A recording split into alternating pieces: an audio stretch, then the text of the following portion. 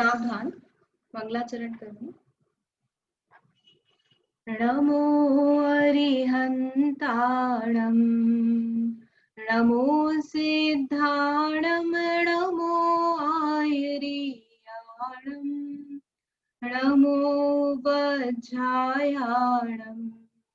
नमो लोये सबसाहुणम्। सिद्धम शुद्धम पणमीय जिणेन्द्रवर्णेमि चन्दमकलङ्कम्, गुणरयण भूषणुदयम्, जीवस्य परुवणं वोच्छम्। आचार्य श्री नेमिचंद्र सिद्धांत चक्रवर्ती द्वारा रचित घुमटसार जीवकांड ग्रंथ है और इसमें 5वां अधिकार संज्ञा प्ररूपणा हमने समझना शुरू किया है। संज्ञा का मतलब क्या बताया है? संज्ञा मतलब इच्छा, अभिलाषा और जो डिजायर जिसे हम कहते हैं उसे संज्ञा कहा है। तो ये 4 प्रकार की संज्ञाएं बताई हैं। कौन कौन सी 4 प्रकार की संज्ञाएं बताई हैं? तो आपको इसके नाम बताना है ना? कौन बताएगा नाम?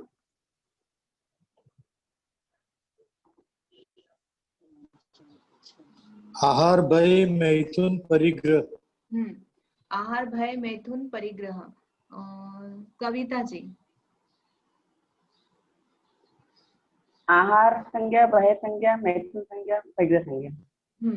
आहार संज्ञा, मैथुन संज्ञा, परिग्रह, आहार, भय, मैथुन और परिग्रह, ऐसे करके 4 संज्ञाएं बताई है। तो इनमें सामान्य स्वरूप क्या बताया है कि इच्छा होना, आहार करने की इच्छा होना, भय उत्पन्न होने पर उससे दूर भागने की इच्छा होना, मैथुन सेवन की इच्छा और परिग्रह में पदार्थ को ग्रहण करने की इच्छा। इस सामान्य से 4 इच्छाएं बताई है। इन चारों ही संज्ञाओं के 4 कारण आचार्य ने यहाँ पर बताए हैं। उनमें से 3 बहिरंग कारण है और एक अंतरंग कारण है। तो जो आहार संज्ञा है उसके 4 कारण जो आचार्य ने बताए हैं वो बताना है। कौन बताएंगे? आप अपना हैंड रेस कीजिएगा। सौम्या। जी दीदी, फर्स्ट कारण है उसके दर्शन करने से, सेकंड है स्मरण करने से, थर्ड है पेट के खाली हो जाने से और फोर्थ जो अंतरंग कारण है तीव्र असाधा वेदना का उदय होने के कारण। उदय के साथ में एक और बताया था। उदय के साथ में एक और बताया था।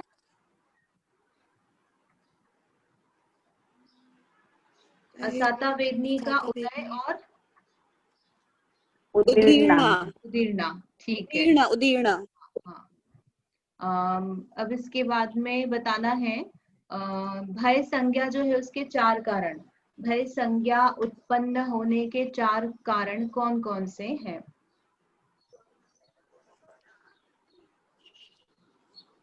भारती जी।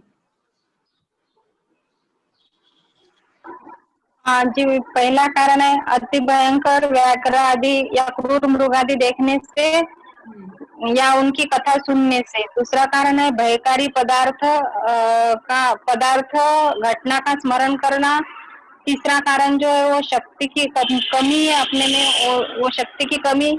और चौथा जो अंतरंग कारण है कि भय नाम का जो नौकर्म नौ कषाय का होता है वो उसका तीव्र उदय या उदीर्णा। ठीक है, बढ़िया। ये 4 कारण बताएं। अब हमने कल आपको कहा था कि आप जो 2 संज्ञाएं हमने समझी है उनको आप विचारिएगा और किस प्रकार से हमें चल रही है ये आपने देखा कि नहीं देखा। सामान्य से हमारा जो होमवर्क होता है धार्मिक क्लासों का वो इसी प्रकार होता है, बस सुन लिया, फिर अगले दिन जब क्लास शुरू होती तो आप ही बता दीजिए है ना। स्कूल का जो होमवर्क होता है वहां तो किया जाता है, लेकिन जो धार्मिक क्लासेस जो होती है उसमें कहा जाता है हाँ ठीक है उन्होंने बताया है, कभी तो कर लेंगे, हम याद आ जाएगा तो कर लेंगे, लेकिन याद किया करके नहीं किया जाता है। तो आई थिंक आप लोगों में से तो कुछ लोग तो ऐसे होंगे जिन्होंने विचार किया होगा। विचार आया क्या किसी को?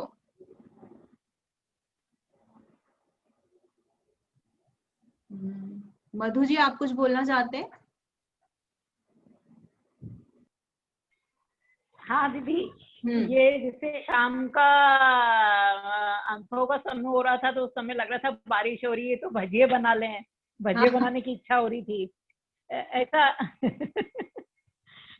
मतलब जो हाँ नॉर्मल खाना था, ऐसा मतलब अपने आप से हो रहा था कि कुछ मौसम ऐसा हो रहा है, ऐसा भोजन बना लें अपन। तो वहां पर कौन सी संज्ञा लगाओगे आप? कौन सी इंद्रिय के निमित्त से हुआ? आपको कैसे हो गया? इच्छा मन तो आएगा हुई, इसमें दीदी? आहार की इच्छा तो हुई आपको, लेकिन कौन से अपन लगाएंगे कारण इसमें? बहिरंग कारण लगाएंगे ना, अंतरंग कारण तो ठीक है, आपको भूख लग रही थी, शाम का समय था, हाँ साता वेदनीता हाँ था, हाँ लेकिन फिर भी अपने हाँ। यदि हम इंद्रिय आदि का कुछ लगाएंगे उसमें, तो विषय कौन सा घटाएंगे? कौन सा विषय लगाएंगे उसमें? आपने रत्न इंद्री का भजिए आएगा। देखे नहीं है ना, आपने भजिए देखे नहीं, सूंघे नहीं और स्पर्श नहीं किए है ना, और हाँ सुना भी नहीं, 5 इंद्रिय में से तो कोई सा नहीं लगेगा, तो कौन सा लगेगा? स्मरण लगेगा। हाँ हाँ। स्मरण मन यानी से उपयोग, आपको याद आ स्मरण, गई ना। ओके हाँ। तो जो दूसरा कारण हमने आहार संज्ञा में बताया है, कहा गया इसका चार्ट, आहार का स्मरण, तो वहां पर ये वाला लगेगा, दूसरा कारण जो हमने बोला है। ठीक है, अच्छी बात है। इसके बाद में हाँ हाँ ठीक है। हम्म, और कौन है? भारती जी आप कुछ बोलना चाहते हैं?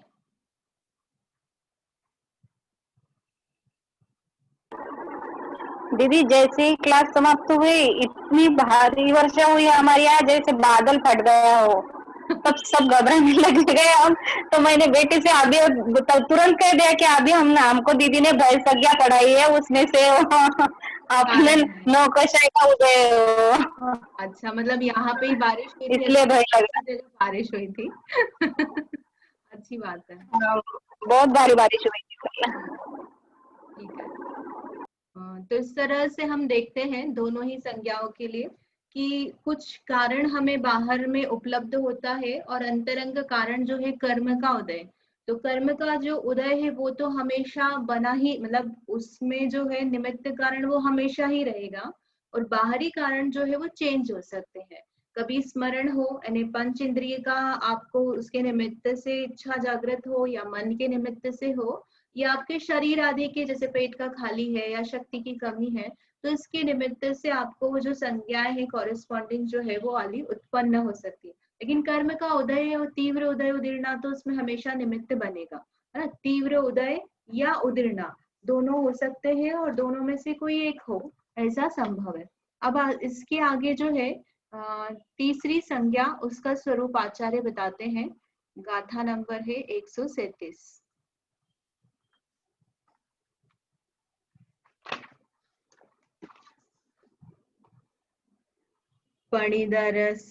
पणिदरस भोयणेणय तस्सुभजोगे कुशील सेवाए वेदस्सुदीर्णाय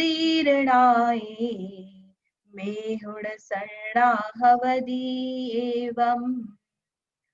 पणिदर पणिद रस भोयणेणय, है ना। पणिद यानी दीदी प्रणीत। गाथा नहीं दिख रही है। गाथा नहीं दिख रही है, शेयर फिर से कर देते हैं।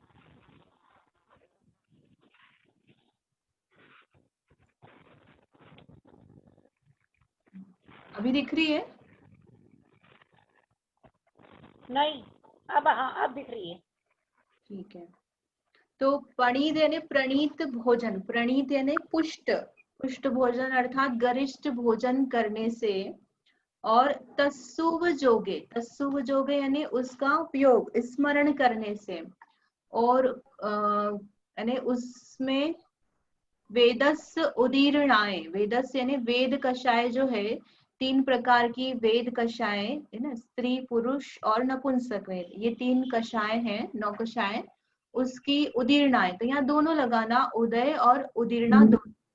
फिर मेहुण सरला हवदी एवं, उससे क्या होता है, मैथुन संज्ञा होती है। एक रीजन और रह गया, कुशील सेवाएं। कुशील सेवा यानी कि जो कुशील पुरुष हैं उनकी सेवा यानी उनकी संगति करने से।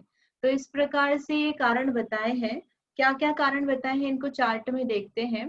बहिरंग कारण है कामोत्पादक पौष्टिक भोजन करना, जिसको कि गरिष्ठ भोजन हम कहते हैं आगम की भाषा में। तो जो गरिष्ठ भोजन है वो क्या है, मैथुन संज्ञा उत्पन्न होने का कारण है। मैथुन का मतलब क्या होता है, मैथुन होता है मिथुन शब्द से बना है। मिथुन यानी जोड़ा, तो जोड़ा स्त्री पुरुष का जोड़ा है ना, उस प्रकार से होकर के फिर उनके साथ रति करने का भाव उत्पन्न होना, काम सेवन का भाव होना, उसे कहा है मैथुन संज्ञा। तो जो पौष्टिक भोजन है, तो पौष्टिक भोजन का मतलब क्या है, जितना शरीर को आवश्यकता है साधारण व्रत आदि पालन करने के लिए, शरीर का काम चलाने के लिए, उससे अधिक घी तेल तला हुआ आदि जो गरिष्ठ भोजन है उसका सेवन करना।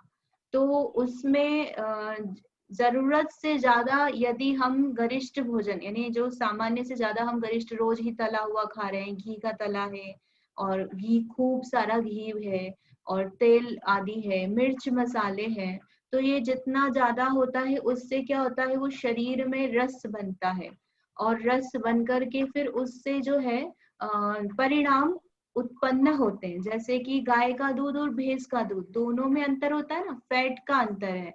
तो फैट से अंतर होकर के वो जब हम उसका सेवन करते हैं तो उसके निमित्त से परिणामों में भी अंतर आता है।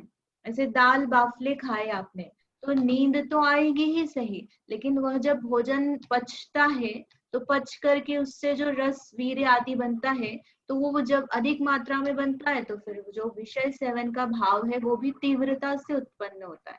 तो ऐसे ही नहीं कहा जाता है कि आप जो है पर्व आदि के दिन है तो आप उसमें कम से कम गरिष्ठ भोजन करें, लेकिन हमारे सामान्य रूप से घरों में क्या प्रचलन है कि 10 दिन है तो हरी नहीं खाना है या फिर हमें एकांशन करना है, तो 10 ही दिन हमें इतना मतलब माल बनाएंगे, अष्टानिका है तो वहां पर भी कचौरी बना रहे हैं, जलेबी बना रहे हैं, इमरती बना रहे हैं, मिठाई भी, नमकीन भी और पूड़ी भी, खीर भी, यानी ये सब बनाएंगे।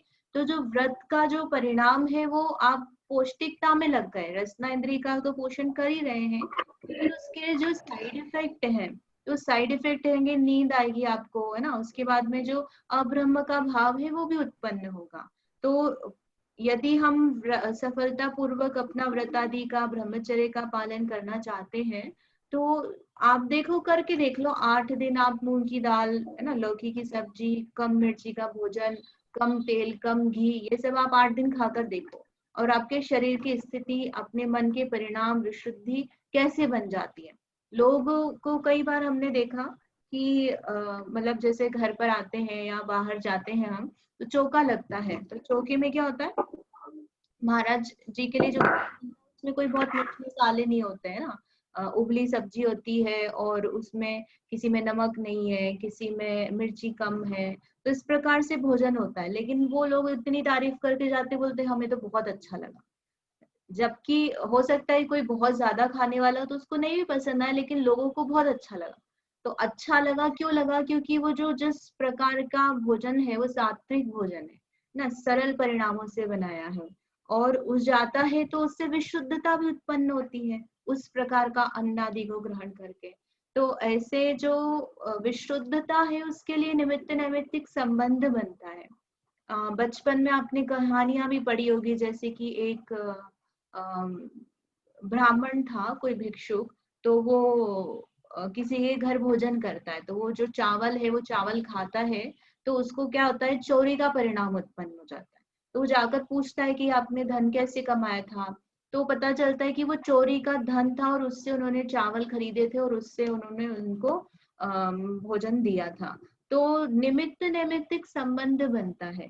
तो इसलिए जो भोजन है, हम हमारा पूरा परिणाम भोजन बनाने खाने में और अच्छा अच्छा बस रोज ही हम चीजें बनाकर खाएं, लेकिन उसमें ऐसा होना चाहिए कि कभी कभी आप इच्छा हो गई तो करें, लेकिन नियंत्रण नहीं होता, नियंत्रण नहीं होता और फिर उसको हम सेवन करते और सेवन करके फिर अब वो परिणाम वैसे होते हैं।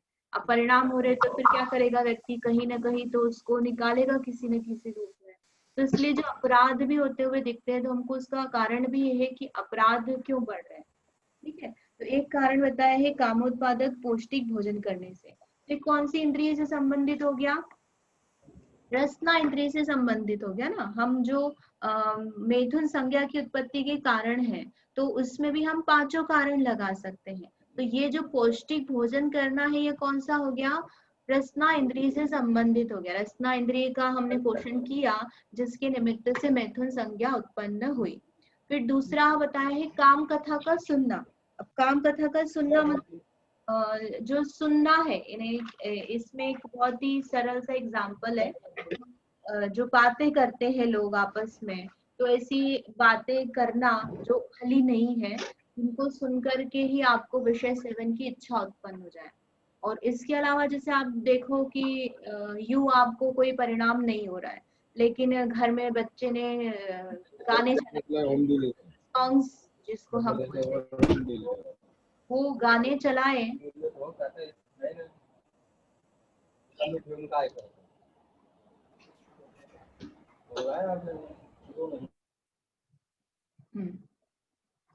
तो गाने चलाने पर अपने को कैसे परिणाम उत्पन्न होते हैं। आप सोचो, जा रहे हो आप रास्ते में, बस में बैठे हुए हो, है ना। कई बार ऐसा होता है जो बस वाले हैं, गाड़ी वाले हैं, वो गाने चलाते हैं, तो उन गानों को सुन करके ही हमारे परिणाम ऐसे होने लग जाते हैं, जो कि परिणाम ये सामान्य अवस्था में नहीं बनते, लेकिन उनकी जो लिरिक्स होती है तो लिरिक्स सुन करके हमारे परिणाम ऐसे होते हैं विषय सेवन के।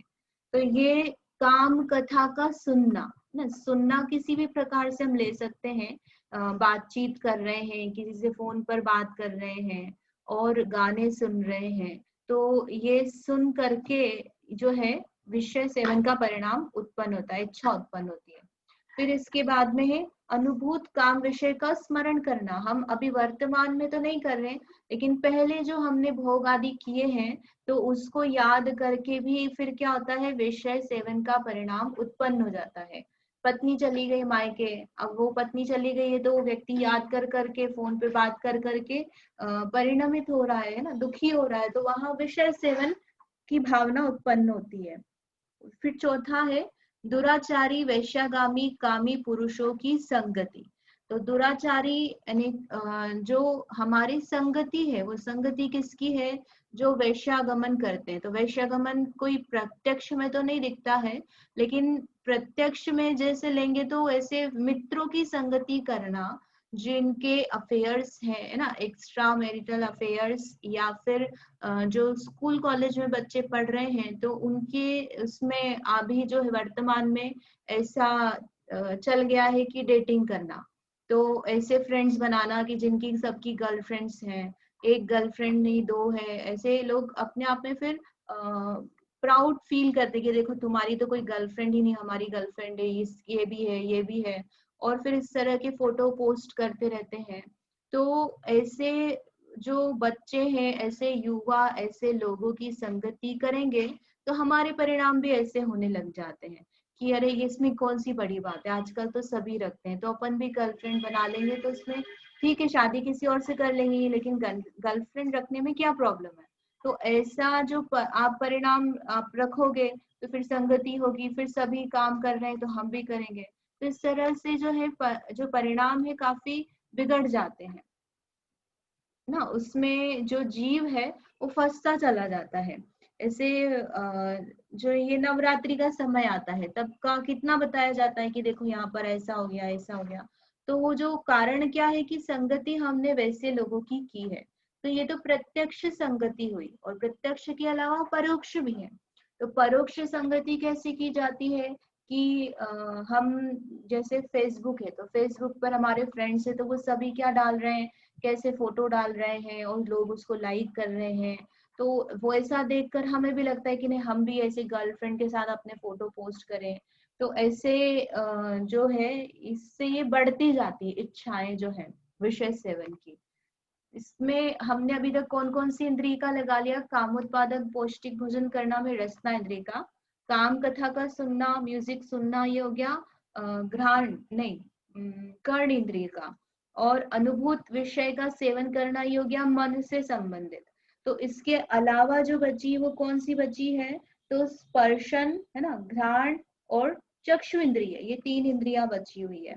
तो इसमें भी हम लगाएंगे। तो स्पर्शन इंद्रिय का कैसा है कि स्पर्श किया ना, कोई महिला बैठी हमारे पास में बस में, तो स्पर्श हुआ ना, लड़की बैठी, तो स्पर्श से भी हमें इच्छा उत्पन्न हो जाती है।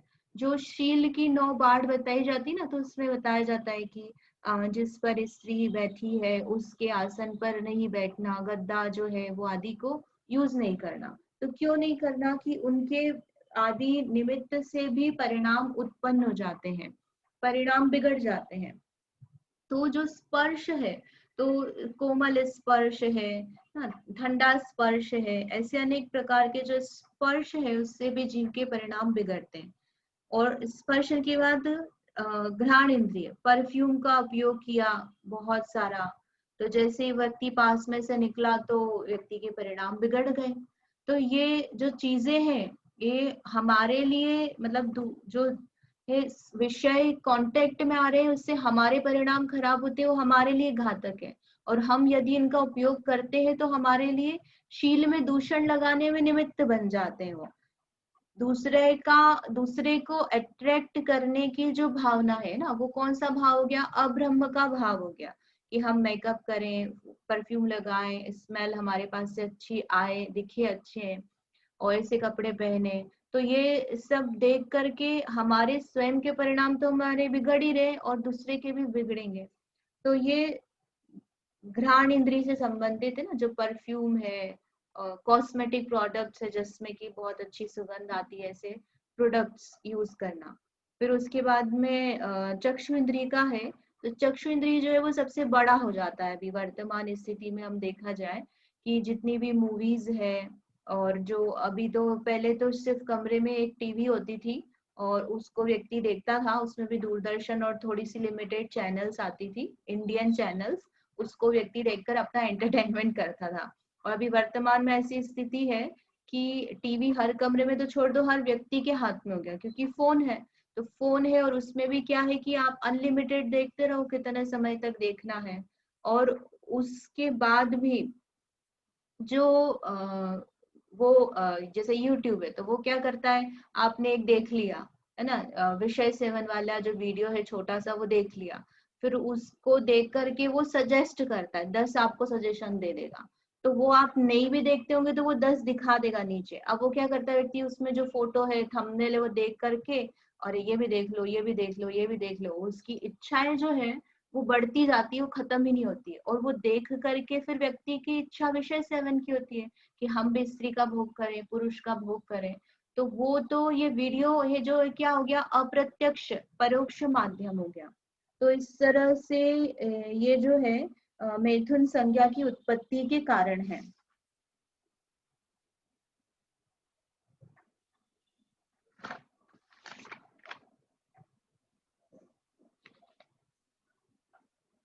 ठीक है।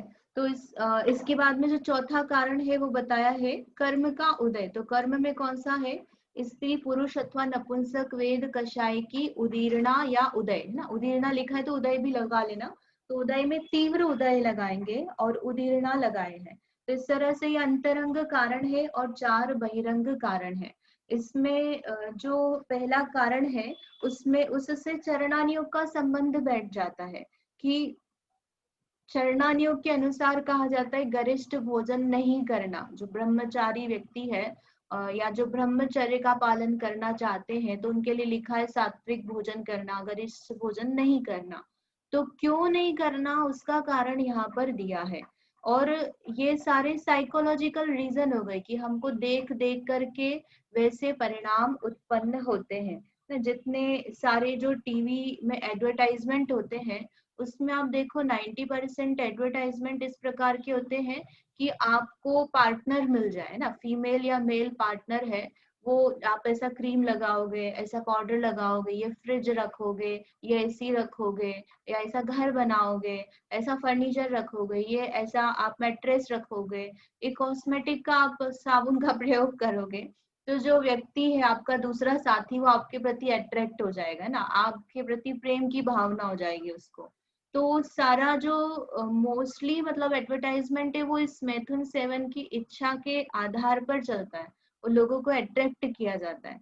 सारे जो मोस्टली विज्ञापन है उसमें महिलाएं मुख्य प्रधान रूप से है ना, महिलाओं के द्वारा वो जो विषय वासना है वो उत्पन्न होती है तीव्रता से, तो इसलिए उसमें जो आधार है वो यही संज्ञा ही आधार है यदि उसमें कहा जाए तो। अब्रह्म का भाव ही उसमें क्या हो जाता है, मुख्य हो जाता है। तो इस प्रकार से मैथुन संज्ञा है।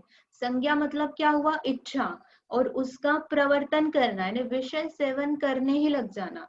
तो विषय से मतलब संज्ञा उत्पन्न हुई तब तो हम दुखी हो रहे हैं, और जब विषय सेवन कर रहे हैं तो विषय सेवन करते हुए भी व्यक्ति सुखी नहीं है, और उस सेवन करते समय भी उसको कर्म बंद हो रहा है जिससे वो भविष्य में दुखी होगा। तो इसलिए कहा ना कि इस भाव में और पर भाव में जीव संज्ञा से दुखी है, तो ये इसमें मैथुन संज्ञा में भी लगाना, यानी चारों में लगाना। तो इस प्रकार से ये मैथुन संज्ञा के कारण से जो जीव है वह दुखी है। जो कहानियां आती है आगम में, उदाहरण आते हैं कि कुशील सेवन से किस प्रकार से जो है कितने सारे जीव पाप कर लेता है, अलग अलग प्रकार के, उन्हें बहुत सारे आप उदाहरण देखोगे तो मिल जाएंगे उसमें ना। एक उदाहरण जो है यशोधर राजा का वो प्रसिद्ध ही है कि जो रानी है उसको कुबड़े राजा के प्रति प्रेम हो, मतलब कुबड़ा जो होता है उनके घर में उससे प्रेम है ना, राजा के साथ रह रही है, लेकिन किसके पास जाती है वो रानी, कुबड़े व्यक्ति के पास, और उसके लिए वो राजा को पॉइजन वाला लड्डू मिलाकर खिला देती है। यानी राजा तो दीक्षा लेने जा रहा था, लेकिन कि मेरा भेद खुल जाएगा, मैं भोग नहीं कर पाऊंगी, इसके लिए वो मृत्यु यानी किसी को मारने को तैयार हो जाती है। तो इस प्रकार से जो विषय सेवन का परिणाम है ये बहुत बुरा है। ठीक है।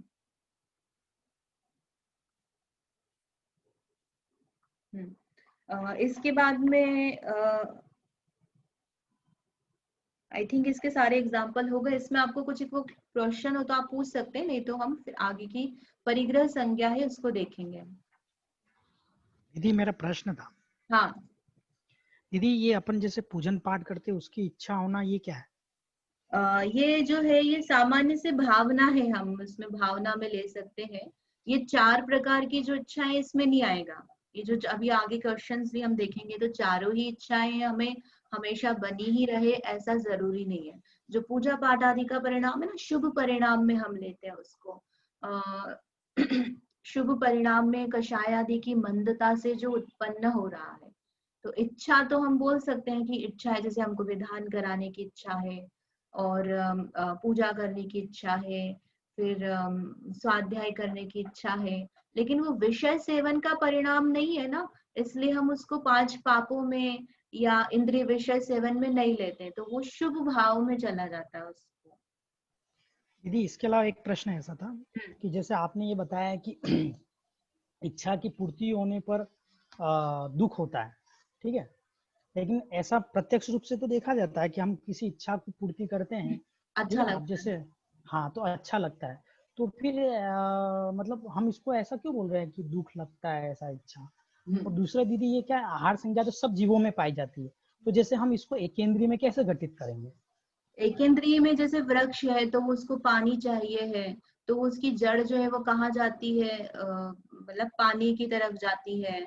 और स्पर्श का हम उसमें स्पर्श इंद्रिय से संबंधित लगा सकते हैं, जो उसको आहार संज्ञा जो है उसकी व्यक्ति नहीं भी दिखे ऐसा हो सकता है, लेकिन असाता वेदनी कर्म का उदय निमित्त बताया ना उसमें, तो उनके असाता वेदनी कर्म का उदय तो पाया ही जाता है। 1 इंद्रिय, 2 इंद्रिय, 3 इंद्रिय। 2 इंद्रिय से तो हमको दिख ही रहा है, जैसे लठ है तो वो पत्ते खा रही है, और जो भी है मतलब वो खाने का काम दिख ही जाता है 2 इंद्रिय से। लेकिन 1 इंद्रिय में जो है वो तो स्पर्शन इंद्रिय के माध्यम से उसका जो है चारों संज्ञाओं का काम है।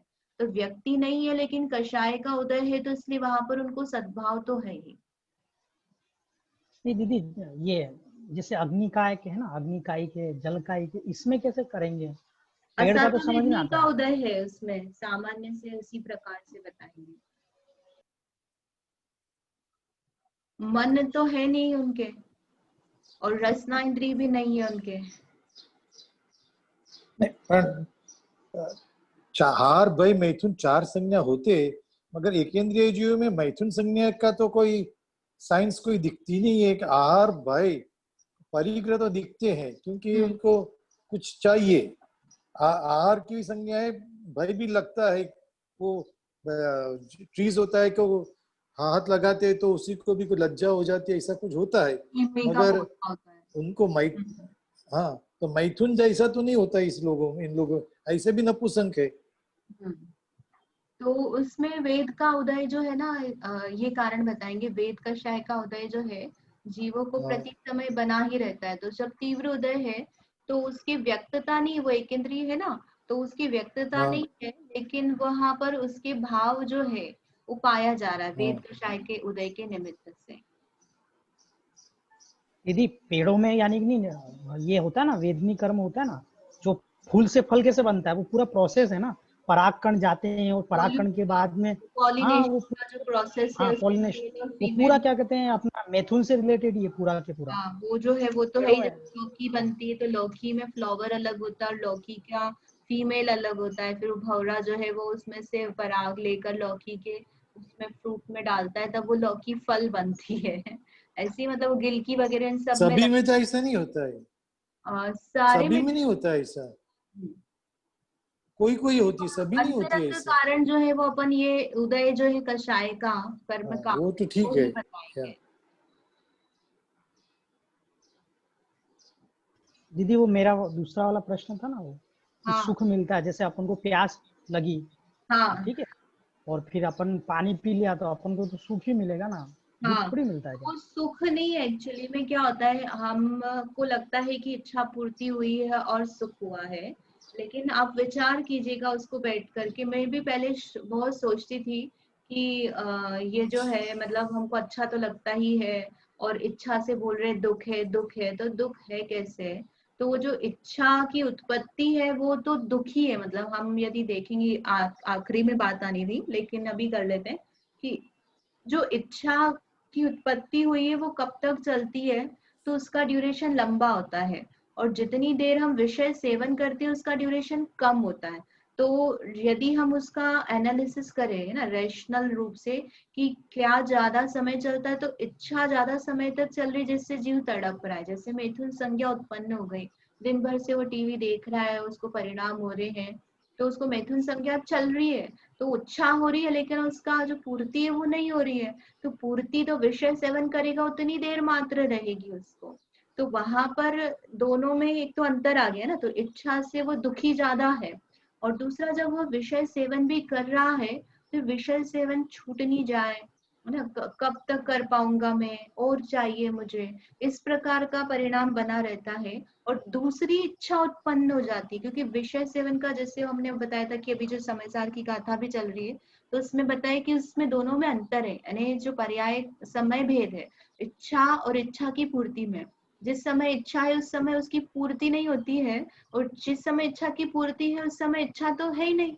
हम तो अब वो जैसे कि शादी हो जाए व्यक्ति को ऐसा भाव हो जाता है, तो जब शादी हो जाती है तब क्या रहता है, अब कोई भाव नहीं उसको प्राप्ति का, अब तो उसको भोगने का भाव है, तो वो नई इच्छा हो गई है, तो वो उससे दुखी है। तो इच्छा पूर्ति के समय भी दूसरी इच्छा से जीव दुखी है। फिर तीसरा, जब इच्छा की विषय सेवन हो रहा है तो वो वहां सुख लग रहा है, तो वो सुख कैसे लग रहा है कि वास्तव में हमको सुख जो है वो कैसा लग रहा है, कषाय की मंदता से लग रहा है। यानी तीव्र कषाय का परिणाम था जब इच्छा उत्पन्न हुई, उससे हम संक्लेशित हो रहे थे। तो अब जब हम विषय मिल गया है, हमने उसको ज्ञान में ज्ञेय बना लिया है कि मैं रसगुल्ला खा रहा हूँ, मैं टीवी देख रहा हूँ, मैथुन सेवन कर रहा हूँ, तो वहां पर उससे संबंधित जो हमको कषाय की तीव्रता थी वो तीव्रता मंद रूप से हो गई है, अभाव नहीं हुआ है कषाय का। तो इसलिए वो मंदता होने से हमको शांति लगती है, अच्छा लगता है, लेकिन सुख नहीं है वास्तव में। तो वो जो सुख है जिससे हम बोल रहे हैं इच्छा पूर्ति से सुख है, तो वो सुख वास्तविक सुख नहीं है। ठीक है, जैसे चाय पीने की इच्छा हुई, अब वो चाय मिल भी गई तो सुखी हो जाएगा क्या व्यक्ति?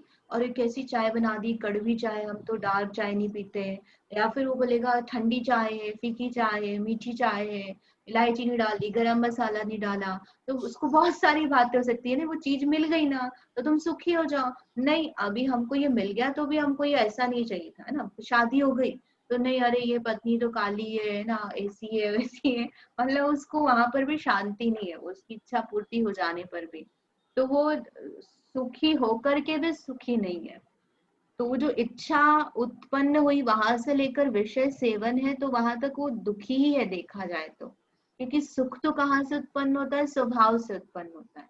और दूसरा बात है कि हम लगाते हैं कि पदार्थों की प्राप्ति से हमको सुख है, इच्छा पूर्ति यानी ये पदार्थ मिल जाए, तो पदार्थ मिल रहा है तो हम उसको एक्चुअल में भोग रहे हैं क्या, वो पदार्थ हम में आ गया है क्या, कि नहीं। जैसे भोजन की इच्छा हुई तो भोजन कर रहे हैं, तो भोजन कहाँ जा रहा है, भोजन तो शरीर में जा रहा है, जीव में तो उसका अंश मात्र भी नहीं आ रहा है।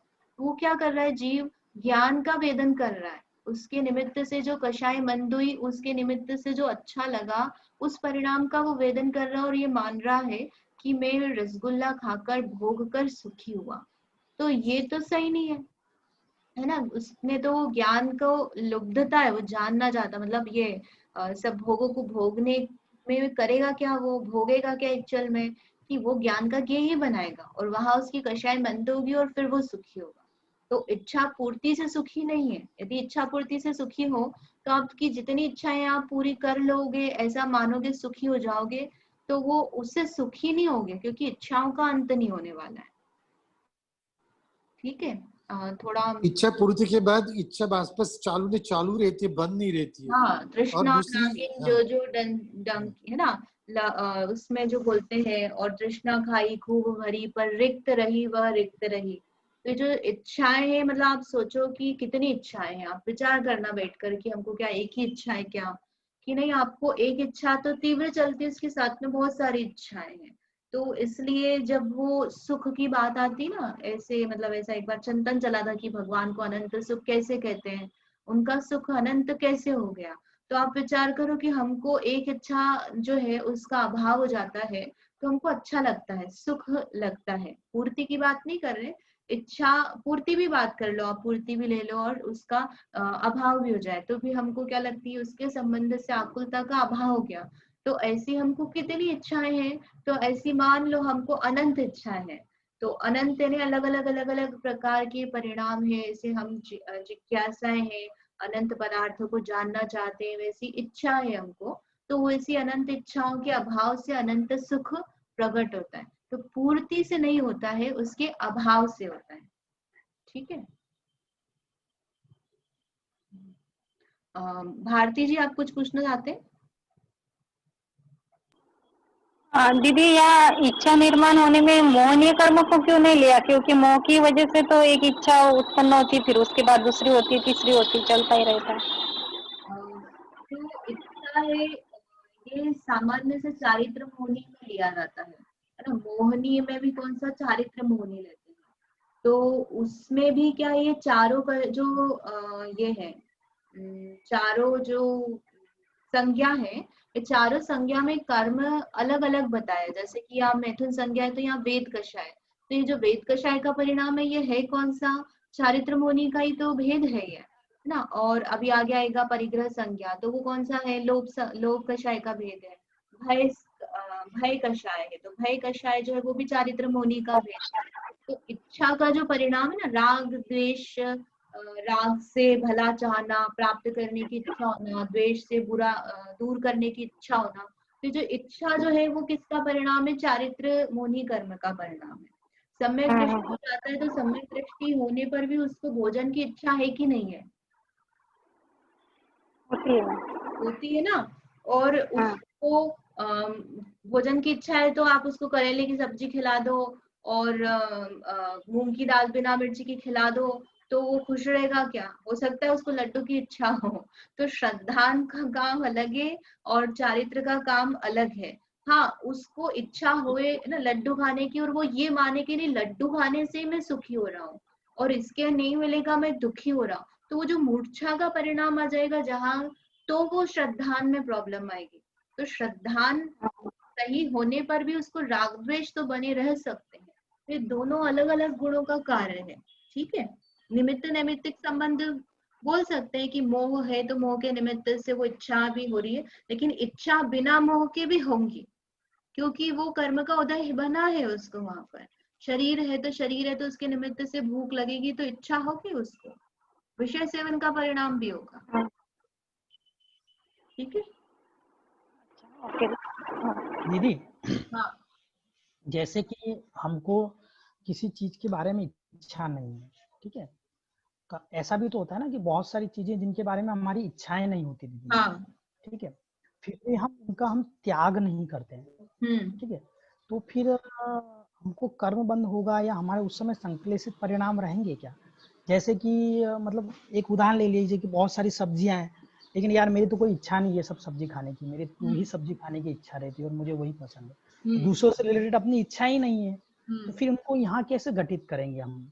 मतलब कहने का मतलब क्या हम त्याग करें या नहीं करें, या विदाउट इच्छा के भी हमारा सब काम हो जाएगा, ऐसा मैं जानना चाह रहा हूँ। अपन बात करते हैं वो तो अभिरमण और परिणमन में चला जाता है कि हमारी इच्छा नहीं है, तो अभी इच्छा नहीं है वर्तमान में, लेकिन हो सकता है भविष्य में कोई बहुत अच्छी डिश बना के लाए उस वेजिटेबल की ना, जैसे जुकीनी है, यहाँ पे नहीं आती है, वहां आती थी यूएस में। तो हम लोग वो ककड़ी जैसी होती है तो वो दिखती है, लोग उसको डालते हैं पिज्जा में बनाते हैं और सब्जी भी बनती है, तो हम देखते थे तो फिर हम खाते भी थे वहां पे। तो इसका मतलब क्या हुआ कि अभी वर्तमान में आपको अवेलेबिलिटी भी नहीं है उस चीज की, आपको ज्ञान भी नहीं है और आपको इच्छा भी नहीं, क्योंकि आपने देखा नहीं, लेकिन वो दिखे तो आपके परिणाम हो और आप ले भी लो। तो इसलिए वो जो नियम की बात की जाती है कि आपने 20 वेजिटेबल का नियम कर लिया है, या आपने जो जो जानते हो जिनको खाया है आप उनको ही खाओगे, इस प्रकार का नियम कर लिया है, तो आप उसमें जो अविरमण रूप से है जिसको आप नहीं जानते हो, उस संबंधित जो है उस आपका त्याग हो जाता है। तो वो जो नियम आदि लिए जाते तो वो उसी के कारण से लिए जाते कि जिनको हम जानते नहीं है या जिनको हम खाते ही नहीं है, तो उसके संबंध में अभी इच्छा नहीं है, लेकिन हम त्याग ही कर दो ना, काम ही मत रखो उसका। ठीक नहीं है। दीदी, ये तो आपने ये बोला कि जो चीजें अवेलेबल नहीं नहीं है, ठीक है ना, कुछ चीजें तो अवेलेबल भी रहती है, जैसे हाँ। तंबाकू है, सिगरेट है, बीड़ी है, हाँ। ठीक है, हम नहीं पी रहे हैं दीदी, हम्म। लेकिन हम क्या बोलते हैं, अरे अपनी कोई इच्छा नहीं है, हम्म। ठीक है, मेरी कोई इच्छा नहीं रहती, चाहे हम्म। सामने भी रख दो, हम्म। चाहे उसको सामने भी रख दो तो भी हमारी कोई इच्छा नहीं रहती दीदी उसको पीने की, लेकिन फिर भी हम त्याग नहीं कर रहे हैं। नहीं नहीं नहीं, मैं त्याग तो नहीं करूंगा, तो वो मैं प्रोसीजर जानना चाह रहा हूँ कि उसमें कैसे हम कर्म बंध से, या फिर कैसे हम ये संज्ञा, या कैसे वो चीजें हमारे लिए संक्लेशता का कारण है कि इच्छाएं, वस्तु सामने होने पर भी हमारी उसके प्रति इच्छा नहीं है, फिर भी हम त्याग नहीं कर रहे हैं, वो कैसे हमको संक्लेशित कर रही है, वो मैं जानना चाह रहा हूँ। वहां पर वो जो है वो तो उसके संबंध में अपने को भाव है कि अच्छा है ही नहीं, ये आप नहीं ले रहे हो ना, जैसे सिगरेट है तो सामान्य से आपको अच्छी भी नहीं लग रही और आपने त्याग भी नहीं किया है, और आपको वो अच्छी मतलब आपको भाव भी नहीं कि आप ग्रहण करोगे, यहाँ तो इच्छा है ही नहीं ना उसके संबंध में आपको, तो व्यक्त भी नहीं है वहां, तो आपको व्यक्ति भी नहीं है उसकी, तो हाँ उस तो दीदी वही बोल रहा हूँ ना, नहीं इच्छा भाव। नहीं है, हाँ तो फिर मैं त्याग नहीं कर रहा हूँ। त्याग नहीं कर रही, ये अलग परिणाम हो गया है ना, ये जो है अपने को वो अप्रत्याख्यानावरण कषाय जो अपन बोलते हैं, प्रत्याख्यानावरण कषाय ही उनका तीव्र उदय है, तो उसका निमित्त नैमित्तिक संबंध हम बता सकते हैं कि उनके तीव्र उदय होने से जीव को त्याग करने का परिणाम नहीं होता है। एक अच्छा नहीं मान रहा है व्यक्ति, उसको पता है और उसको पसंद भी नहीं है, जैसे कि अब हमको महाव्रत लेने का भाव नहीं हो रहा है, तो महाव्रत अच्छा लगता है हमको, लेना चाहिए, लेकिन हमें नहीं लेना, आप ले लो, हमें नहीं लेना, तो हमारे मन में हम नहीं लेना चाह रहे क्योंकि उसके संबंध में जो तीन कषाय चौकड़ी है उसका अभी हमें तीव्र उदय चल रहा है। जैसे किसी व्यक्ति को आप बोलो आहार देने के लिए, और मतलब ऐसा एक हमारे साथ हुआ था एक बार कि हम गए चंदेरी में, तो वहां पर निर्वाण सागर जी का चौका लगाता था, उनका नियम था कि भैया आपको रात्रि भोजन त्याग करना है, तो एक बालक था हमारे साथ में तो उसको भी देना था, तो उन्होंने मतलब उनके साथ में जो भैया जी थे उन्होंने इशारा किया कि भैया आप ले लो रात्रि भोजन त्याग का नियम, तो उसने पूछा कितने टाइम का, तो मतलब वैसे तो सामान्य से आप आजीवन दिला देते हैं, तो नहीं 1 साल का, फिर नहीं 1 साल का भी नहीं, मतलब वो ऐसा करते करते 1 महीने पर आ गया, बच्चा तो था, मतलब उसको तैयार ही नहीं है कि वो मैं 1 महीने के लिए भी रात्रि भोजन त्याग करूं। सामान्य से तो घर में भोजन बन ही जाता है, कर भी लेते हैं, लेकिन फिर भी मन में परिणाम ही नहीं आ रहा है, क्योंकि तीव्र उदय है, उसमें विशुद्धि का भाव नहीं है, कषायों की मंदता नहीं है, तो वहां कषाय का उदय हम निमित्त नैमित्तिक रूप से बता सकते हैं। ठीक है, उसको और विचार करेंगे इच्छा से कैसे रिलेशन बनेगा संज्ञा का। यानी संज्ञा जो है मुख्य रूप से तो ये 4 बताई, तो दूसरी भी अपन लगा सकते हैं, लेकिन ये चारों गति में पाई जाती हैं, इस प्रकार से ये 4 हैं। यदि उसको संक्लेशता में ही कंसिडर करेंगे ना, चाहे वस्तु सामने पड़ी और हमारी इच्छा नहीं हो रही हो, तो हम उसको संक्लेशता में ही कंसिडर करेंगे ना। कैसे मतलब करें? फाइनली क्योंकि वो तीव्र कषाय चल रही है ना, उसकी वजह से वो क्या कहते हैं, तीव्र कषाय के उदय में, यानी कि नहीं क्या कहते हैं, वो नियम नहीं ले रहा है ना। तीव्र, हाँ, मतलब अनंतानुबंधी का तीव्र उदय नहीं है, इसलिए वो अन्याय नीति अभक्ष्य का भक्षण नहीं कर रहा है, तो वहां उसका तीव्र नहीं है, लेकिन अव्रत रूप परिणाम है, उसको त्याग का परिणाम नहीं हो रहा है, तो उनका तीव्र उदय है, ऐसा हम कह सकते हैं। ठीक है, उसमें भी अपन आगे जब कषाय मार्गण आएगी ना, तो वहां पर देखेंगे कि उसमें भी रस होता अलग अलग, जो अपन 4 प्रकार का बोलते हैं ना, 4 प्रकार का जो अनुभाग है, लता दारु अस्थि शैल है, तो उसमें उसको किस प्रकार का तीव्र अनुभाग पाया जा रहा है, उससे अंतर पड़ जाता है।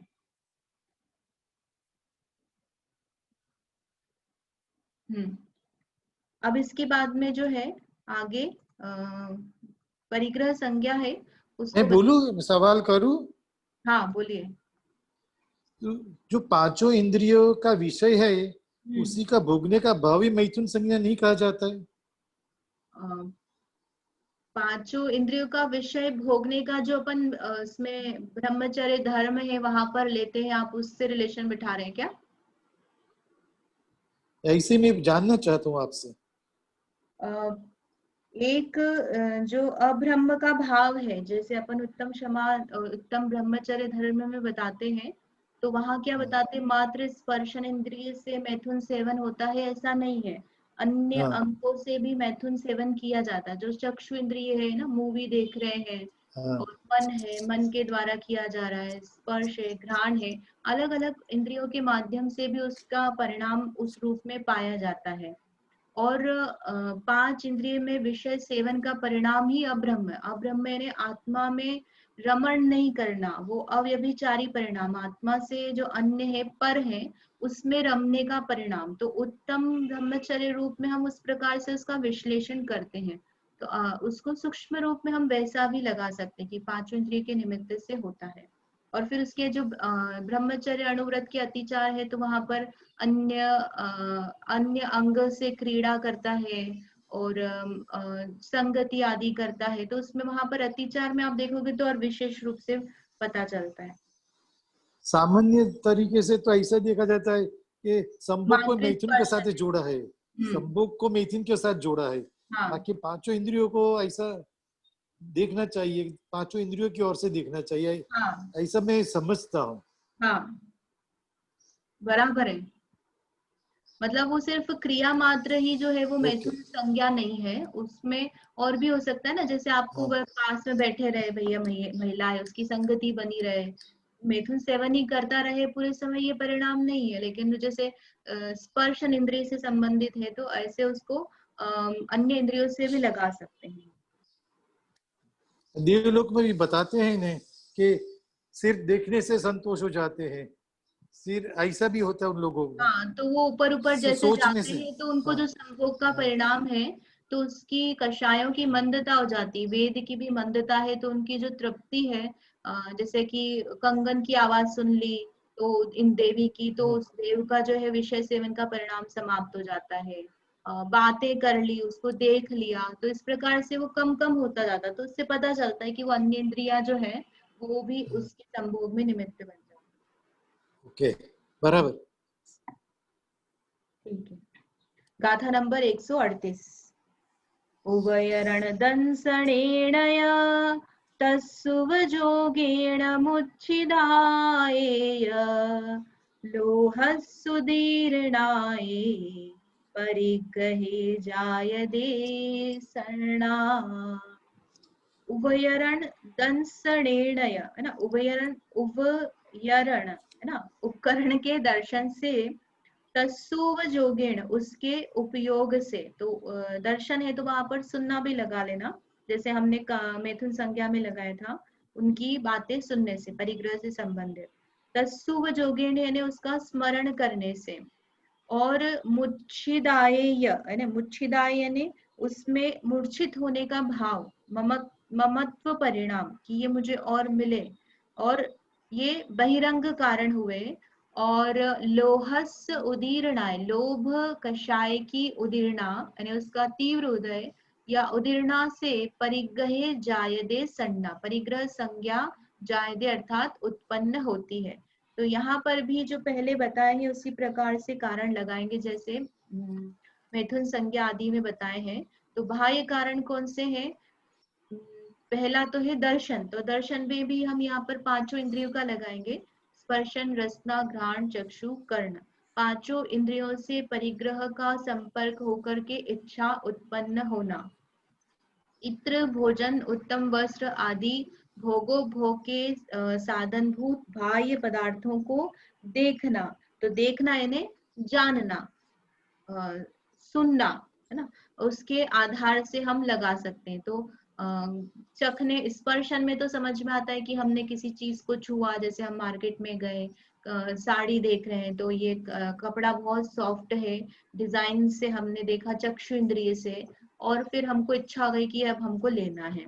ऐसे ही जो है मैट्रेस है वो बहुत सॉफ्ट है, सोफा है जो इसका ये काफी अच्छा है, तो ये हमको लेना है, खरीदना है। तो वहां पर स्पर्श करके हमने क्या करा, उसको लेने का भाव हो गया। सब्जी आदि जो लेने गए तो वहां पर हम क्या करते हैं, स्पर्श करके देख करके उसको लेते हैं ना।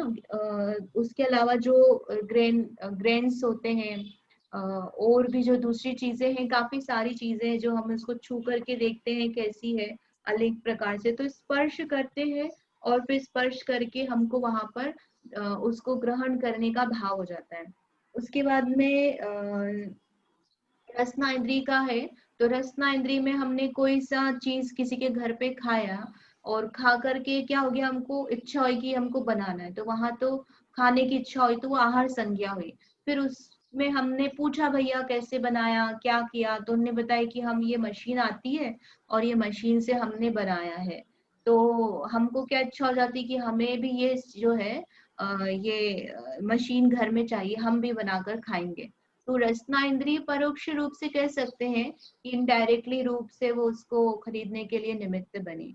और घ्राण इंद्रिय ना, चक्षु इंद्रिय, कर्ण इंद्रिय, सूंघ करके जो उस जितने सारे कॉस्मेटिक प्रोडक्ट्स हैं, उसको सोप हो गया, साबुन है, शैम्पू है, ऑयल है, और परफ्यूम है, डिओड्रेंट है, ये सारी चीजें जो है हम उसमें क्या करते हैं, सूंघ करके, और अच्छा इच्छा हो जाती है कि हमको ये चाहिए, ये यूज करना है, हमारे पास भी होना चाहिए।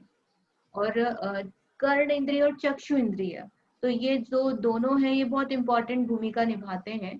कर्ण इंद्रिय की बात कर लेते हैं पहले। कर्ण इंद्रिय में हम बात कर रहे हैं किसी से फोन पर, उसने बताया कि हम ये मॉल में यहाँ पे गए थे, ये डील है, यहाँ पे 50% सेल चल रही है, और इस कंपनी के शूज हैं, कपड़े हैं, तो हमारी इच्छा हो जाती कि नहीं हमको भी लेना है। वो बोलता है बहुत अच्छे हैं। इस प्रकार से सुन करके हमको उस परिग्रह को ग्रहण करने की इच्छा हो जाती है। ऐसे किसी ने हमको बताया कि हम उनके घर गए थे, तो इन्होंने इतना अच्छा किचन बना रखा है, उसमें जो बर्तन है वो बर्तन भी ये वाले लाए हैं, इसके अच्छे हैं। तो कई बार तो हम सुन सुन करके ही हमको चीजें क्या है खरीदने की, ग्रहण करने की इच्छा हो जाती है। और सबसे लास्ट है चक्षु इंद्रिय, जो कि परिग्रह को ग्रहण कराने में बहुत बड़ी निमित्त है। तो चक्षु इंद्रिय से कैसे होता है कि देख करके पदार्थों को लेने की इच्छा हो जाती है। विंडो शॉपिंग जिसको हम बोलते हैं, तो विंडो शॉपिंग में क्या होता है, कहाँ जा रहे हैं भैया, हम विंडो शॉपिंग के लिए। तो विंडो शॉपिंग मतलब कि हमको कुछ खरीदना नहीं, हम तो बस देखने जा रहे हैं। मॉल में जाएंगे, वो कांच में उसमें बहुत सारे लगे रहते हैं, हम देखते हैं, और कई बार तो हम जा करके ट्राई भी करते हैं, और बस फिर हम आ जाएंगे। तो वो जो दिखा रहा है, एक एक खुला खोल करके जो कपड़े हैं, प्रोडक्ट्स हैं, वो सारे कांच में लगा के रखे हैं, तो उसका प्रयोजन क्या रहता है दुकान वाले का, कि देखेगा तो देख करके वो अंदर आएगा तो वो हो सकता है ट्राई करे अच्छा लगेगा तो वो ले ही लेगा। यानी इस ऐसी जो है उसमें चक्षु इंद्रिय से इतनी तीव्र भावना बन जाती है व्यक्ति को कि ये पदार्थ हमको चाहिए। ये कपड़ों के, बैग के, पर्स हैं, जूते हैं, जितना भी आप सारा बाहरी चीजें यूज करते हो उसमें लगा लेना कि ये जो देखते हैं तो देख करके हमको लेने की इच्छा हो जाती है। जैसे अभी घर का उदाहरण दिया तो किसी के घर ही गए जिसका इनॉग्रेशन हुआ है ना, और वहां पर हमने देखा कि उन्होंने कैसा फर्नीचर बनाया है, कैसे उन्होंने टेबल रखी है, कैसी कुर्सी है, और कौन सा कलर करवाया है, कैसा पंखा है, कैसी खिड़की है, क्या कांच लगाया है, कैसे पर्दे लगाए हैं, किचन में कैसी चिमनी लगाई है, ये ट्रॉली है। मतलब ऐसी सब चीजें देख करके हमको भी क्या हो जाता है, अरे अपन भी घर बनवाएंगे, या अपना घर बना हुआ है तो अपने घर में हम ऐसा फर्नीचर बनवाएंगे, ये ऐसा हम ये करवाएंगे, बाथरूम में ऐसी टाइल्स लगवाएंगे, ऐसा शॉवर है, ऐसा। ये सारी चीजें जो है वो देख करके हमको परिणाम हो जाते हैं। तो जो चक्षु इंद्रिय है उसके माध्यम से जो परिग्रह संज्ञा है उसमें वो तीव्र कारण बन जाता है। इसके अलावा अभी जो बहुत बड़ा परिग्रह संज्ञा की उत्पत्ति का कारण बना हुआ है वो क्या है, हमारा फोन। फोन से कैसे होता है कि फोन में ही आजकल एप्लीकेशन आती है ऑनलाइन शॉपिंग के लिए, है ना। अलग अलग अलग एप्लीकेशंस बना रखी है सबने अपनी अपनी कंपनी की, और नहीं तो आप बस गूगल पर सर्च करो और वो बहुत सारी दिखा देता है। आपने कुर्ती सर्च लिखा तो कुर्ती दिखा देगा, फ्रिज लिखा तो दिखा देगा, यानी आप बस आप देखते रहो, आपको लेना हो चाहे नहीं लेना हो। व्यक्ति क्या करता रहता है, देखता रहता है, उसको स्क्रॉल करता रहता है, क्या नया आया, क्या नया आया, क्या नया आया। लेना नहीं है लेकिन वो देख देख करके क्या कर रहा है, इच्छा उत्पन्न कर रहा है। वो जो ऑनलाइन शॉपिंग का जो सिस्टम चल गया है अभी, वो लोगों के पास में एप्लीकेशन डली हुई रहती है ना, फ्लिपकार्ट की, अमेजन की, इससे अलग अलग जो है वो डली हुई है। अब वो बार बार क्या करेगा, डली है तो लेना नहीं है उसको, क्या नया आया अपन देखते हैं, क्या क्या अवेलेबल है। तो वो बस टाइम वेस्ट कर रहा है, टाइम वेस्ट करके अपनी परिग्रह की इच्छाएं जो है वो बढ़ा रहा है। और फिर हो सकता है कभी उसको 10 बार देख लिया कि अरे मुझे ये हेयर ड्रायर लेना है, ये स्ट्रेटनर लेना है, या फिर ये ऐसा मुझे कान में सुनने का जो है ये लेना है मुझे, तो वो देख देख करके कभी तो वो ले ही लेगा। तो यूं भले ही नहीं लेता, लेकिन क्या होता है वो ले लेता है। और इतने ऐड आते हैं आपकी जो साइट से, आप देखो यूट्यूब देखते हैं तो उसी में वो बार बार ऐड आते हैं, फेसबुक देखोगे तो आप उसमें कपड़ों के, आप जो देखते हो उसके वो सजेस्ट कर देता है। तो वो सारे आपको देख करके वहां पर परिग्रह के परिणाम उत्पन्न किए जा रहे हैं। वो जितने एडवर्टाइजमेंट है उससे ये इच्छा कराई जा रही कि आप इस चीज को खरीद लो तो आप सुखी हो जाओगे। यानी वो इंटरप्रिटेशन इस प्रकार का दिखाया जाता है कि ये चीज है तो आप सुखी हो। एक एड बहुत समय पहले दिखाया था कि बच्चे का ग्रुप है ना, कॉलेज स्टूडेंट का ग्रुप है, तो उसमें ये दिखाया था कि भैया हमारे पास ये मैसेज करने की एप्लीकेशन है, चैट की, तो हम सब सुखी है और ये इसके पास नहीं है तो ये कैसा है, दुखी है। मतलब एक्चुअल में तो वो एप्लीकेशन है ना, सॉफ्टवेयर है, उसका उन्होंने ऐड दिया था। लेकिन वो ऐड से भी उसको क्या हो जाता है कि अरे ये हमको चाहिए, ये एप्लीकेशन अपने फोन में होना चाहिए। तो ऐसा देख करके व्यक्ति को क्या हो जाते हैं, परिणाम हो जाते हैं। तो ऐसा जो है पांचों इंद्रिय के निमित्त से परिग्रह की इच्छा होती है। फिर पहले के भुक्त पदार्थों का स्मरण, पहले हमने किसी चीज हमारे घर में थी और अभी वो खराब हो गई है, हमने किसी को दे दिया है, या गुम हो गई, चोरी हो गई, तो हमको कैसा होता है कि नहीं मुझे चीज चाहिए, तो वो वापस उसको याद आ जाता है, तो वो चीज की प्राप्ति की उसको इच्छा हो जाती है। पहले भुक्त पदार्थों का स्मरण, फिर उनकी कथा का श्रवण। तो ये श्रवण तो अपन बात कर ही चुके हैं कि पड़ोसी जो है वो बता रहा है कि हम यहाँ गए थे, ऐसा ऐसा देखा हमने दुकान पर। तो श्रवण से भी हमको जो है चीजों को खरीदने की इच्छा उत्पन्न हो जाती है। और यहाँ पर संगति नहीं लिखा है तो संगति भी आप लगा लेना कि संगति भी जो है वो बड़ा फैक्टर हो जाता है कि कैसे लोगों की हम संगति करते हैं। यानी जैसा हमारा सर्कल होता है, वो लोग हर रोज हर किटी पार्टी में नई साड़ी पहनकर आ रही है ना, साड़ी रिपीट ही नहीं हो रही है, हम ऐसी फ्रेंड की हमने कंपनी कर रखी है, तो हमारे भी परिणाम कैसे होंगे कि अरे मैं कैसे रिपीट कर दूं, मेरे पास तो 5 ही साड़ी है। तो वहां पर उसको इच्छा होगी, उसकी नई नई कपड़ों को देखकर इच्छा होगी कि मुझे लेना है। ऐसे ही कोई फैशन को बहुत ज्यादा फॉलो करता है, आप ऐसे व्यक्ति की संगति करोगे तो आपको भी फिर फैशन फॉलो करने के परिणाम होंगे। फैशन फॉलो करना मतलब क्या, वैसी चीजें हमारे पास होना। तो फैशन मात्र अपने खुद के कपड़ों से और बालों से नहीं होती है। फैशन है ना, लोग घर में अलग प्रकार की चीजों से होते हैं। एक के घर हम गए तो हमने देखा कि वो फर्नीचर जो है उनका बन रहा है, तो हमने पूछा उनसे कि भैया आपके यहाँ तो फर्नीचर बना हुआ था ना, क्या हुआ? बोले अब वो पुरानी फैशन का हो गया, अभी आजकल ये नहीं चल रहा है। तो पूरे घर का व्यक्ति जो है वो पूरा फर्नीचर चेंज कर रहा है लाखों रुपए लगा के। क्यों? क्योंकि वो फैशन नहीं है। उसने देखा दूसरे लोगों के यहाँ वैसा है तो हमको भी चाहिए। तो वो जो परिणाम है वहां पर वो परिग्रह संज्ञा का परिणाम तीव्र उसको चल गया। तो ऐसे संगति जो है, परोक्ष में तो हम टीवी और फेसबुक और सुनना ये सब हम उसमें लगा लेंगे, परोक्ष रूप से हो रही है। लेकिन प्रत्यक्ष में तो हमारी जो अड़ोसी पड़ोसी है, किस प्रकार से उठना बैठना है, कौन सी कार है, मर्सिडीज है, BMW है, कौन सी है उसके पास में, ऐसे लोगों की आप संगति करोगे, कौन सा शूज पहनना है, कौन सी कंपनी का बैग है, ये सारा आप देखोगे तो आपको भी वैसी इच्छा होगी।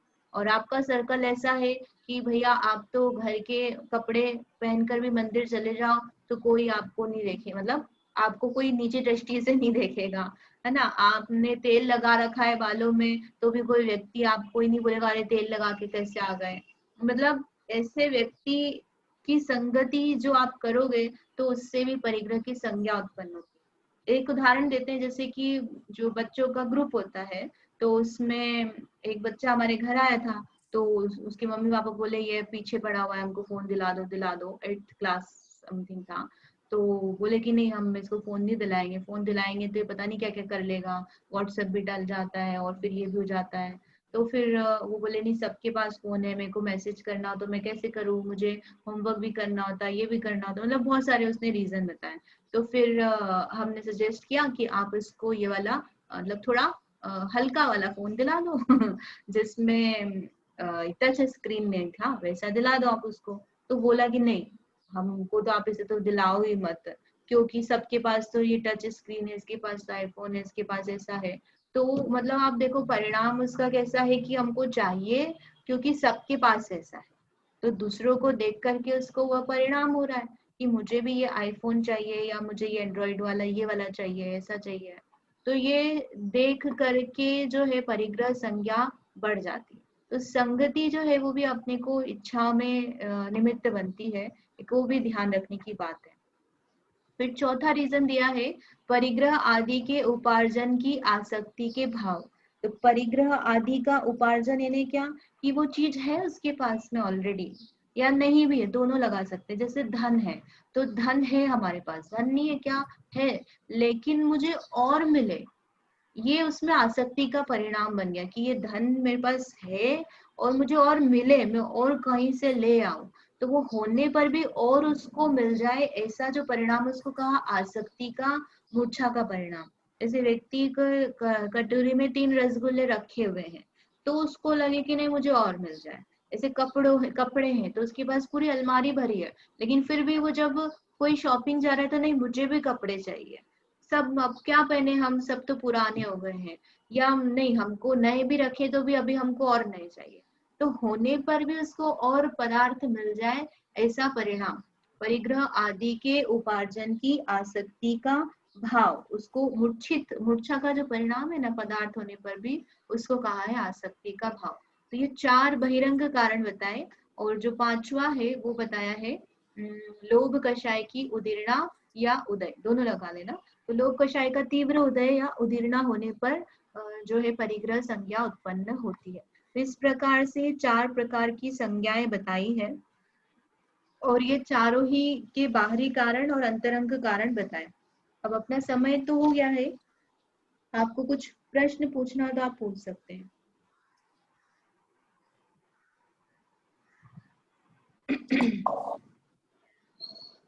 भय के कारण से भी, ऐसी इनसिक्योरिटी के कारण से वजह से परिग्रह का भी भाव होता है, लोभ का भी भाव होता है। इनसिक्योरिटी फील करते कि भाई फ्यूचर क्या होगा, पैसा नहीं होगा तो क्या होगा, तो तो ऐसा करके परिग्रह करने का भाव आता है, तो इससे लोभ भी बढ़ता है। आप क्या कहना चाहते हैं इसमें, इसके बारे में? तो नैमित्तिक बन सकता है उसमें, जैसे लोभ कषाय है तो लोभ के निमित्त से अपने को परिग्रह का भाव तो हो ही रहा है। और फिर जो भय है तो भय जो है कि मैं क्या होगा, जैसे जो व्यक्ति धन की कमी है तो वहां उसके निमित्त से धन उपार्जन का भाव बन रहा है। लेकिन ये जो अपन सामान्य से बात कर रहे हैं ना, संतुष्ट नहीं हो रहा परिग्रह के उपार्जन में। धन सफिशिएंट होने पर भी उसको अथाह धन मिले, अथाह यानी मिलता ही जाए। अब जैसे बहुत सारे जीव ऐसे होते हैं कि उनकी रोजी रोटी चल रही है तो वो संतुष्ट है, मतलब चल रहा है, भविष्य का भविष्य में देखेंगे। तो उसमें वहां पर उसको तीव्र आसक्ति नहीं है उपार्जन संबंधी, लोभ नहीं है, तीव्र नहीं है। लोभ तो है, उसको वो अर्जन कर रहा है, तीव्र नहीं है। अपन बोल रहे हैं कि बिल्कुल कैसे भी करके 5 पाप को करके या मतलब अनेक प्रकार के उपाय करके हमको और मिलता रहे। मतलब उसके पास में इतना है आराम से कि वो 6 घंटे भी दुकान चलाए तो भी उसका काम हो जाए, नहीं उसकी दुकान इतनी अच्छी चलती है तो 6 घंटे भी यदि दुकान पर बैठा रहे तो भी उसकी अर्निंग जो है उससे उसका जीवन जो भी वर्तमान का है वो अत्यधिक अच्छे से चल जाए। फिर भी वो क्या करता है, सुबह 8 बजे से रात को 10 बजे तक बैठा है, तो वहां पर उसको उपार्जन का भाव है ना। मैंने हम देखते हैं पर नीचे मार्केट है, दुकानें खोलते हैं तो सुबह सुबह 6 बजे 6:30 बजे एक व्यक्ति आके दुकान खोल लेता है। हम सोचते हैं लोगों को घर से बाहर जाने का भी टाइम नहीं है, नहाने उसमें बिजी है तो कौन खरीदने आता है। लेकिन उसको लगता है एक व्यक्ति भी यदि आ रहा है तो मुझे तो पैसा मिल रहा है, तो उसको कितनी आ सकती है, मतलब सोचो। तो वो ऐसा परिणाम होना, संतुष्टि का परिणाम नहीं होना, होने पर भी मुझे और मिले। जैसे कपड़ों का उदाहरण दिया ना, आप महिला को साड़ी दिला दिया आपने 5 साड़ी, फिर अब उसके बाद वो शादी में गए तो वहां पर भी गिफ्ट में दी जा रही है, तो वो मना करेगी क्या? नहीं भैया मिल रही तो ले लो। तो उसको मिले और मिले, अरे उसको नहीं दी दूसरे को मिल गई, वो चले गए थे तो अब रह गया उनका, तो अरे हमको तो मिला ही नहीं, जबकि उसके पास ऑलरेडी उसने 5 नई खरीदी हुई रखी है जो पहनी ही नहीं, अब उसके ब्लाउज भी नहीं सिलाए मान लो, तो भी नहीं हमको तो चाहिए। ये जो मंडल की साड़ियां बनती है तो वो मंडल की साड़ियां सबकी एक जैसी रहती है, कितनी बार पहन लेंगे, फिर वो कहीं पहन के भी जाएंगे तो क्या रहता है कि नहीं अरे अब ये तो मंडल की है, अच्छी नहीं लगती है, यूनिफॉर्म जैसी लगती है। तो लेकिन फिर भी क्या, नहीं हमको तो चाहिए, वो भी चाहिए, इस मंडल की भी चाहिए, उस मंडल की भी चाहिए, जितने मंडल की वो सब चाहिए हमको। कितनी बार पहनेंगे लेकिन चाहिए कि नहीं चाहिए, होने पर भी हमको चाहिए। तो ऐसा जो भाव है ना, वहाँ आसक्ति बनी, मूर्छा बना है, वो लेंगे।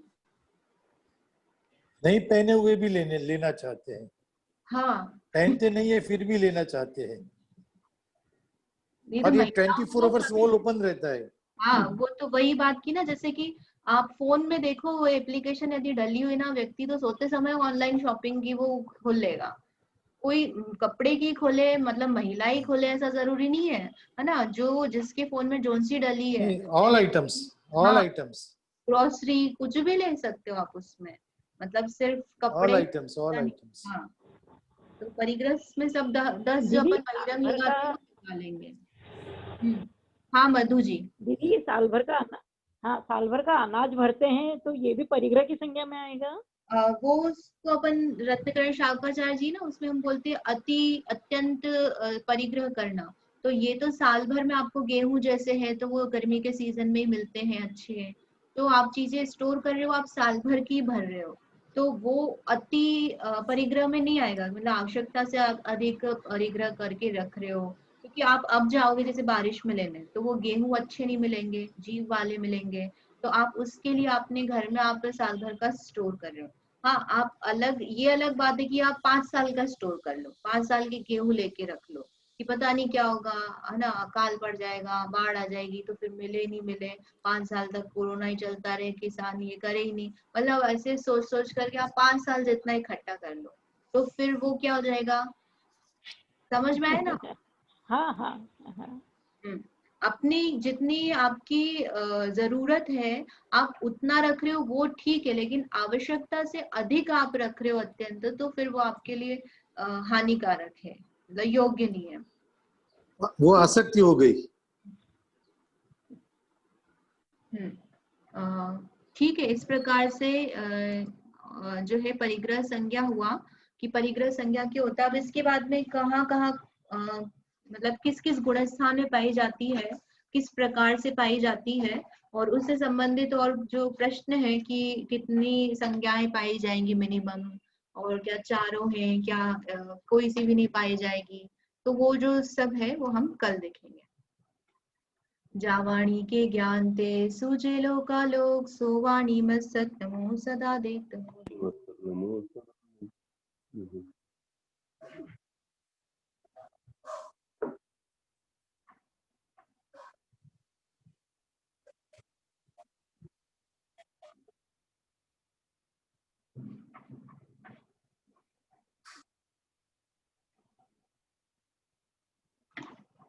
जय जिनेन्द्र। जय जय जय